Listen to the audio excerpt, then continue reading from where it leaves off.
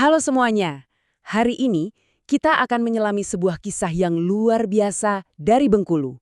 Ini bukan cuma soal sejarah penyebaran agama loh, tapi ini tentang bagaimana sebuah kepercayaan bisa berdialog, beradaptasi, dan menyatu dengan budaya lokal hingga menciptakan sesuatu yang benar-benar unik.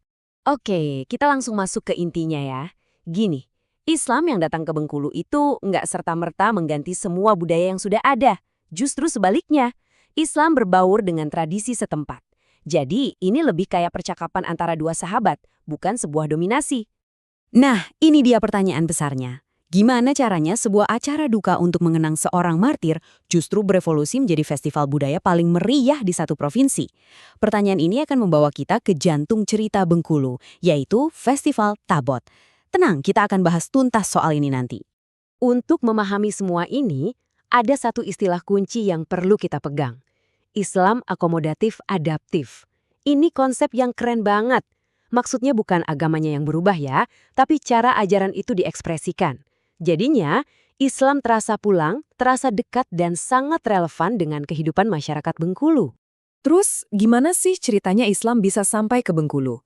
Ternyata prosesnya itu kompleks dan nggak lewat satu jalan tol saja. Bayangkan ada setidaknya 6 pintu masuk yang berbeda yang masing-masing membawa nuansa Islam yang khas pada zamannya. Coba lihat, jalurnya beragam banget kan? Ada ulama yang datang langsung dari Aceh, ada pengaruh politik yang kuat dari Kesultanan Banten, bahkan ada jalur diplomasi lewat pernikahan antar kerajaan.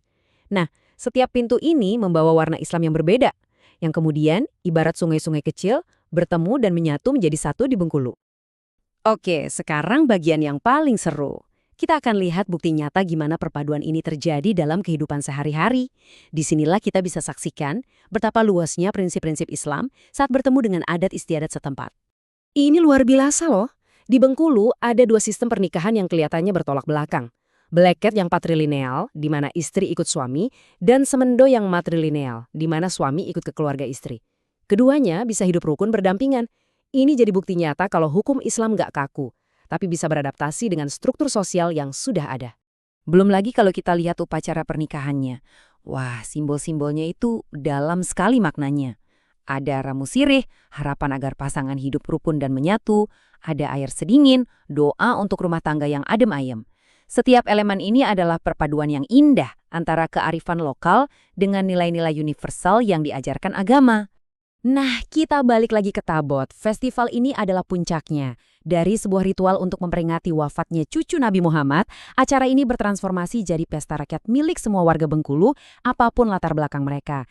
Jadi, Tabot ini ibarat panggung raksasa di mana perpaduan budaya dan agama dipertontonkan setiap tahunnya. Keren banget! Tentu saja, proses seunik ini kan nggak terjadi di ruang hampa ya. Ada orang-orang hebat di baliknya. Para tokoh yang dengan pemikiran mereka ikut membentuk wajah keislaman di Bengkulu. Yuk kita kenalan dengan salah satu figur yang paling berpengaruh. Masjid-masjid bersejarah seperti yang kita lihat ini bukan sekedar tempat ibadah. Ini adalah pusat peradaban, pusat intelektual dan spiritual. Disinilah para ulama mengajar, berdiskusi, dan mendidik generasi baru, memastikan api ilmu dan kearifan tidak pernah padam. Salah satu tokoh sentralnya di abad ke-20 adalah Kiai Haji Nawawi. Kisah hidup beliau ini inspiratif sekali. Belajar dari madrasah tertua di Bengkulu, lalu merantau sampai ke Mekah untuk menuntut ilmu.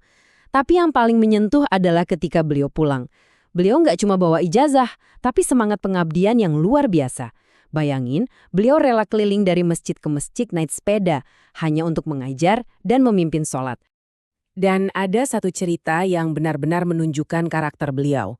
Meskipun ilmunya begitu luas dan dalam, beliau selalu menolak dipanggil kiai. Katanya beliau merasa belum pantas. Wow, sikap ini mencerminkan esensi kepemimpinan sejati pada masa itu, pengabdian tulus dan kerendahan hati yang luar biasa. Jadi, setelah melihat semua ini, apa sih pelajaran yang bisa kita bawa pulang? Mari kita coba rangkum warisan luar biasa dari kisah Islam di Bengkulu ini dan apa artinya buat kita sekarang. Intinya, inilah makna sesungguhnya dari Islam akomodatif adaptif. Kisah dari Bengkulu ini jadi bukti hidup bahwa agama dan budaya itu nggak harus berbenturan. Justru sebaliknya, mereka bisa saling memperkaya, berdialog, dan pada akhirnya menciptakan sebuah identitas yang jauh lebih kuat dan harmonis. Jawabannya, mungkin ya seperti Bengkulu ini.